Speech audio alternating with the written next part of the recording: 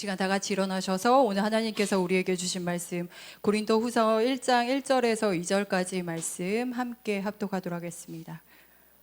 우리 귀를 열고 마음을 열고 눈을 열고 오늘 하나님께서 우리에게 주신 말씀 고린도후서 1장 1절에서 2절까지 말씀 함께 합독하도록 하겠습니다. 하나님의 뜻으로 말미암아 그리스도 예수의 사도된 바울과 형제 디모데는 고린도에 있는 하나님의 교회와 또 온 아가야에 있는 모든 성도에게 하나님 우리 아버지와 주 예수 그리스도로부터 은혜와 평강이 있기를 원하노라. 아멘. 자리에 앉도록 하겠습니다. 새로운 가능성을 찾아가는 기쁨에 함께하는 모든 분들을 진심으로 축복합니다. 복음을 누리는 자로서 이번 한 주도 우리는 하나님 나라 안에서 나의 이야기를 써내려 갑니다. 하나님 나라는 우리는 어떻게 배웠을까요? 우리가 복음 나눔에서 이야기를 했었죠. 하나님 나라를 우리가 살아간다고 하는데 하나님의 나라는 어떤 나라일까요? 하나님 나라는 하나님이 다스리는 곳, 하나님의 주권이 허용되는 곳이 바로 하나님 나라입니다.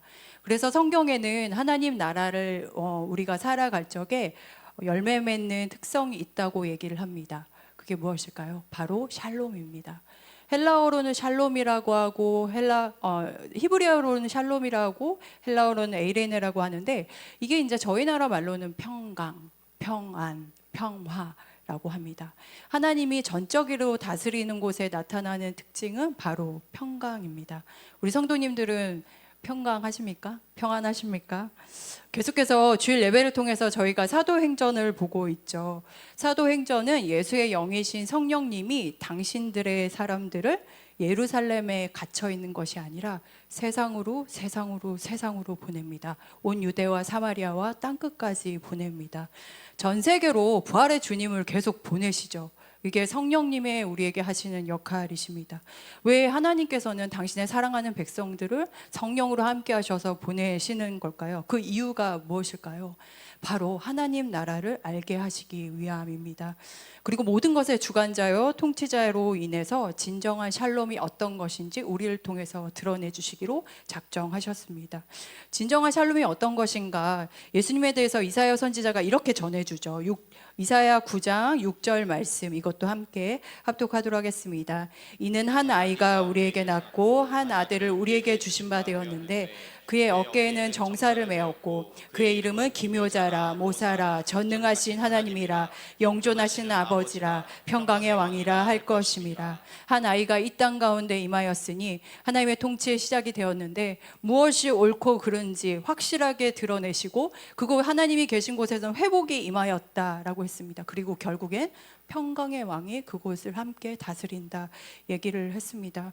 이렇게 예수님에 의해서 우리가 살아간다면 하나님 나라를 진정한 샬롬을 누릴 수 있습니다. 일본 비전 트립의 파송식을 같이 진행하다 보니까 일본 얘기를 하게 되는 걸 좀 양해를 드리겠습니다. 저희가 이번 주에 일본 땅을 밟습니다. 이번 비전 트립은 성지 순례의 성격을 띠고 가는 비전 트립입니다. 하나님이 믿음의 선배들을 먼저 보내신 여정들을 우리가 한 단계 한 걸음 한 걸음 밟고 그곳에서 찬양하고 기도하는 시간을 가지려고 합니다. 사실 예전에만 해도 일본이 저희들보다 믿음이 되게 좋지 않은 우리가 되게 불쌍히 여겨야 되는 나라라고만 생각을 했습니다. 사실 일본의 그리스도인들이 1% 정도밖에 안 된다고 하니 안타까운 마음으로 그냥 일본 땅을 위해서 기도해야지 하는 마음도 예전에는 있었던 것도 사실입니다. 그리고 환경적으로는 일본보다는 우리가 교회 문화를 더 자유롭게 노출하고 있고 마음껏 누리고 있죠. 그래서 일본보다 우리가 믿음이 더 좋은 거 아니야? 라고 생각을 했던 시절도 있었습니다. 근데 잠잠히 보면 우리나라 다음 세대들의 복음화율이 몇 프로라고 생각하세요? 지금 이 드림스타 아이들 복음화율 3%입니다. 이 3%가 언제 3%였냐면은 제가 10년 전에 전도사 시절을 겪었을 때가 3%였어요. 그러면 지금은 더 줄어들 수 있다는 얘기가 되겠죠. 예전에 그 10년 전에 전도사 시절에 제가 1년 정도 중학교에서 수업을 가르치던 때가 있었습니다. 그때 25명의 아이가 있었거든요. 그때 이제 저한테는 교장 선생님이 이제 이렇게 각서를 쓰셨어요. 전도사라고 하지 말 것. 종교적인 언어 쓰지 말 것 해가지고 가가지고 1년 정도 그렇게 있었는데, 거기서 제가 그냥 물어봤어요. 아이들이 몇 명 정도가 기독교인입니까? 라고 했을 때 한 반에 25명 했을 때 2명 정도가 기독교인이라고 얘기를 하더라고요. 근데 이제 수업을 하다가 저도 모르게 전도사니까 얘들아 한 주 평안했니? 라고 얘기했어요. 그랬더니 애들이 평안 그러니까 어디서 많이 들어왔는데 평상시에 쓰지 않는 얘기잖아요. 그래서 저도 놀라고 애들도 막 뭐야 이랬고, 그러니까 이제 제가 수업에 들어올 때마다 그때부터 애들 저를 놀리기 시작하는 거야. 무슨 얘기만 하면 할렐루야 할렐루야 아멘 아멘 막 이렇게 계속 놀렸던 시절이 있었거든요. 근데 12월이 됐을 때 전혀 생각지 않았던 아이 한 명이 뭐 어떻게 얘기하냐면, 저한테 선생님 제가 뒤를 좀 밟았는데 전도사님이시던데요. 저 교회 다녀요 라고 얘기를 하는 거예요. 근데 애들한테는 부끄러우니까 얘기는 안 하고 그냥 조용히 다니는 그런 모습을 볼 수가 있습니다. 이런 형편인데, 이런 형편에 우리가 성령께서 자꾸 밖으로 보내죠.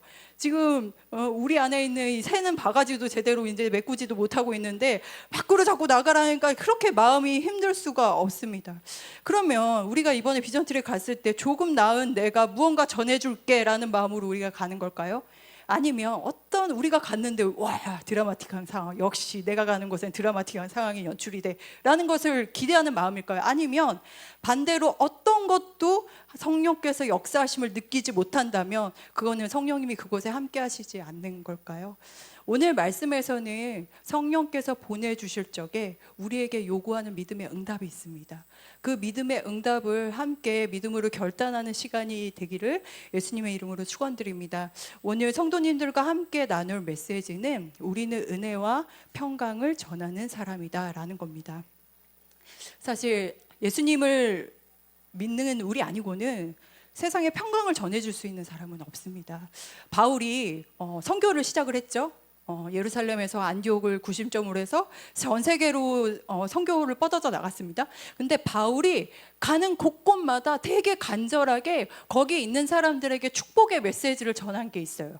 그 말씀이 오늘 말씀이거든요. 고린도후서 1장 2절 말씀 함께 합독하도록 하겠습니다. 하나님 우리 아버지와 주 예수 그리스도로부터 은혜와 평강이 있기를 원하노라. 바울에게 있어서 뭐가 제일 중요할까요? 가는 곳곳마다 은혜와 평강을 전합니다. 은혜와 평강을 전합니다. 은혜와 평강을 전합니다 합니다. 우리 성도님들은 가는 곳곳마다 하나님이 보내시는 곳에 은혜와 평강을 전합니다 라고 고백을 하십니까? 이 안에는 바울이 전생에 걸쳐서 하나님을 향한 믿음의 고백이 응축된 단어이기도 하지만 여기에는 굉장히 중요한 복음의 원리도 들어 있습니다. 다시 한번 읽어볼게요. 바울이 얘기하는 은혜와 평강의 출처가 어디인지 한번 찾아보십시오. 고린도후서 1장 2절 말씀 다시 한번 합독하도록 하겠습니다. 하나님 우리 아버지와 주 예수 그리스도로부터 은혜와 평강이 있기를 원합니다. 은혜와 평강의 출처가 어디입니까? 어디일까요? 두 호칭을 얘기하죠. 하나님 우리 아버지, 주 예수 그리스도로부터 흘러온 은혜와 평강입니다. 그 얘기는 은혜는 하나님이 주셔야 하는 겁니다. 그리고 평강도 하나님이 주셔야 됩니다. 그 어디에서도 우리가 누릴 수 있는 평강은 없습니다. 그 얘기를 하죠. 두 가지 얘기를 합니다. 중요한 것, 나의 출처가 어디인지. 하나님 우리 아버지 그리고 주 예수 그리스도라고 얘기를 하죠. 하나님 아버지라 함은 어떨 때 고백을 하는 용어일까요? 하나님 아버지, 우리 아버지, 모든 것을 주관하시는 분. 그 어느 것 하나 하나님의 손길이 닿지 않는 곳이 없음을 고백할 때 하나님 아버지라고 이야기를 합니다. 사실 바울도 이렇게 고백을 했지만 사도행전에서 오순절 성령이 임했을 때 거기서 하나님이 드러내 주신 게 그거였어요.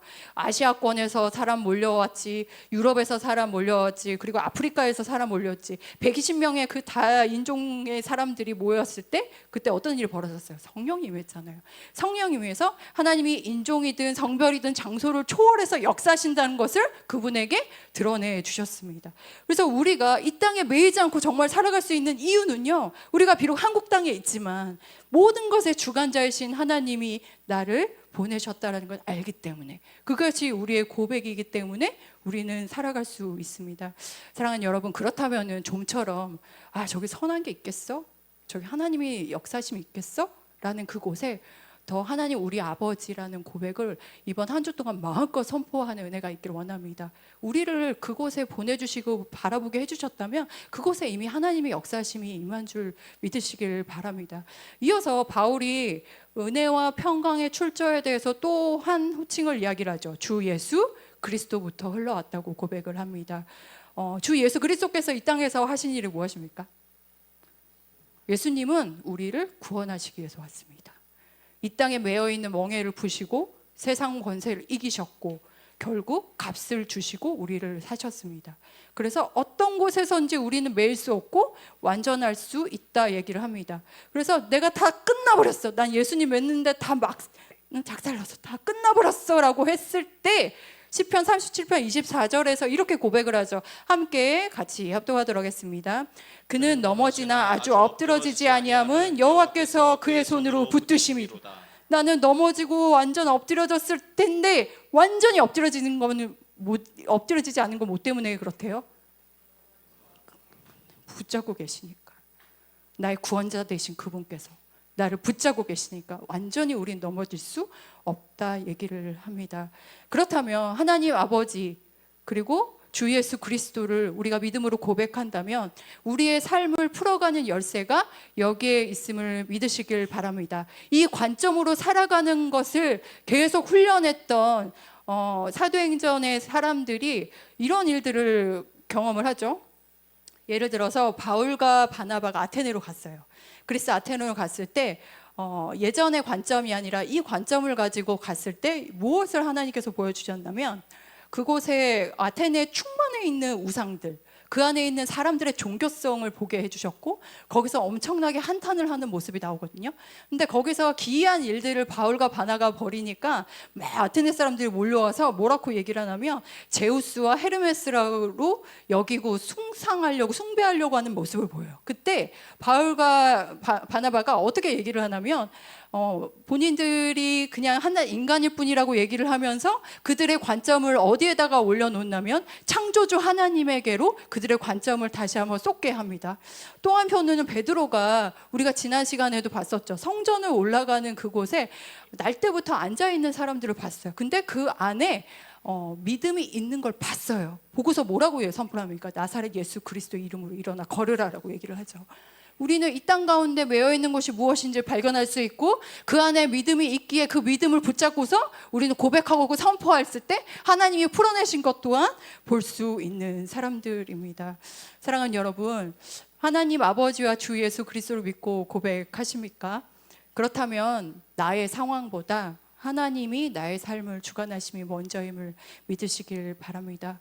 이번 일본 비전 트립을 떠나면서 오늘 말씀의 관점대로 한번 바라봤을 때 그러면 일본이 1%밖에 없고 복음이 그렇게 들려지지 않은 곳이라 할지라도 하나님은 이미 그곳에서 역사하십니다. 믿으십니까? 우리가 그 관점으로 봐야겠죠. 근데 이거는 현재를 살고 있는 우리의 관점이지 먼 긴 시간 역사로 봤을 땐 사실 일본이 우리나라보다 훨씬 더 300년 더 앞서서 복음이 흘러갔던 것도 사실입니다.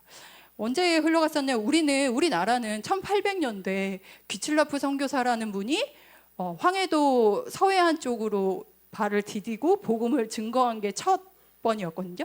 근데 일본은 1550년이에요.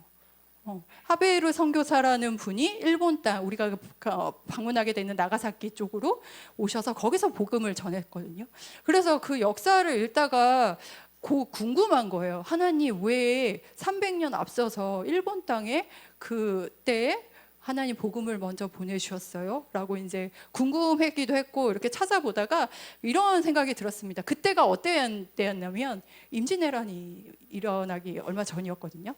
그러니까는 도요토미 히데요시가 임진왜란을 일으키기 훨씬 전에 조금 전이죠. 조금 한 50년 간격이 있는데 그 전에 먼저 일본 땅에 복음을 막 심겨놓고 그곳에 그리스도인을 막 만들어 놓으시기 시작하시는 거죠. 그래서 예수님 아예 주님으로 고백하는 사람들을 만들어 놓고 도요토미 정권이 이 한반도 일대를 장악하려고 하는 그곳에 곳곳에 하나님이 나의 주님이라고 고백하는 사람들을 심겨놓고 있었고, 그 사람들이 나중에 숨어서 막 이렇게 하나님을 믿거든요. 근데 이 사람이 이제 일본에서 그 유명한 숨은 크리스찬들이 됩니다. 그래서 뭐 카쿠레 키리스탄이라고 하는 그 숨은 크리스천들이 계속 그 명맥을 유지하고 있는 모습을 볼 수 있습니다. 그러면 이 시간 좀 말씀을 정리를 해볼게요. 우리가 하나님 아버지의 주관하심을 인정하면서 주 예수 그리스도께서 이 땅 가운데 이루신 구원 약속을 믿고 가는 우리라면, 그러면 한 주를 살아가는 우리에게 있어서 해야 될 믿음의 응답이 무엇일까요? 오늘 말씀 다시 한번 읽어보도록 하겠습니다. 고린도후서 1장 1절에서 2절까지 말씀 같이 합독하도록 하겠습니다. 하나님의 뜻으로 말미암아 그리스도 예수의 사도된 바울과 형제 디모데는 고린도에 있는 하나님의 교회와 또 온 아가야에 있는 모든 성도에게 하나님 우리 아버지와 주 예수 그리스도로부터 은혜와 평강이 있기를 원하노라 라고 얘기를 합니다. 바울이 자신을 소개할 때 1절에 뭐라고 얘기합니까? 하나님의 뜻으로 내가 지금 여기 왔는데, 하나님의 뜻으로 우리는 지금 이 자리에 왔고, 하나님의 뜻으로 우리는 가정에서 또 삶을 꾸리고, 어떤 학업이든 어떤 직장에서든 어느 곳에든지 우리는 하나님의 뜻으로 그 자리에 있겠죠. 근데 그런 내가 2절에 얘기하죠. 하나님 우리 아버지와 주 예수 그리스도부터 은혜와 평강이 있기를 원하노라. 모든 것을 주관하시고 이 땅을 정복하신 그 예수님이 나와 함께 하시니까, 그래서 나는 은혜와 평강을 전할 거야 라고 믿음의 응답을 합니다. 우리가 해야 할 응답은 이번 주에 은혜와 평강을 전하는 겁니다. 이번 비전 트립 팀하고 같이 읽은 책이 있어요. 근데 꼭 읽어보셨으면 좋겠습니다. 어떤 거냐면 미우라 아야코라고 빙점을 쓴 작가거든요. 미우라 아야코가 쓴 이 질그릇에서도 라는 책입니다. 저희가 이번 비전 트립 주제가 이 질그릇에도 보배를이라는 주제로 지금 같이 풀어가고 있거든요. 여기는 몸에 질병이 있는 미우라 아야코하고 그 남편 미스유의 아주 소소한 삶의 얘기예요. 큰 얘기가 아니에요. 소소한 삶의 얘기인데 그들의 모습에 굉장히 울림이 있고 하나님의 말씀을 그냥 고지고대로 실천하는 그 모습이 매우 큰 울림이 있습니다. 그렇게 순종하며 나아가는 그 평범한 삶에서 삶의 열매들이 계속 열리는 거예요. 저는 그런 소소한 순전한 그냥 하나님 말씀하시는 거 한번 그냥 가보는 거, 그렇게 갔을 때 우리의 삶에도 열리는 그 소소한 열매들, 그 하나님이 풍성하게 채워주시는 것들을 우리도 깊이 경험할 수 있기를 원합니다. 여기서 미우라 아야코가 은혜와 평안을 누리는 사람으로서 할 수 있는 고백을 하는데, 여기에 있는 고백들 두 가지만 좀 나누고 기도하고 이제 마치도록 할 텐데요. 먼저 은혜에 대해서 미우라 아야코가 이렇게 이야기를 합니다. 네, 귀로 마음으로 들어주십시오. 하나님은 우리가 잘라서 써주시는 게 아니야. 성경에도 있는 것처럼 우리는 흙으로 만들어진 질그릇에 지나지 않아. 이런 질그릇이라도 하나님이 쓰시려 할 때는 반드시 써주신다. 앞으로 자기가 질그릇임을 결코 잊지 않도록 라고 얘기를 합니다. 이건 은혜 입은 자로서 할 수 있는, 하나님께 마땅히 드릴 수 있는 매우 최선의 고백이 되는 거죠. 그렇다면 평안을 누린 이 사람의 고백이 또 이렇습니다. 귀로 마음으로 들어주십시오. 하나님은 우리들을 축복해주고 있다. 그것만으로 충분하지 않는가. 앞으로 쓸데없는 오해를 받을지도 모른다. 욕을 먹을지도 모른다.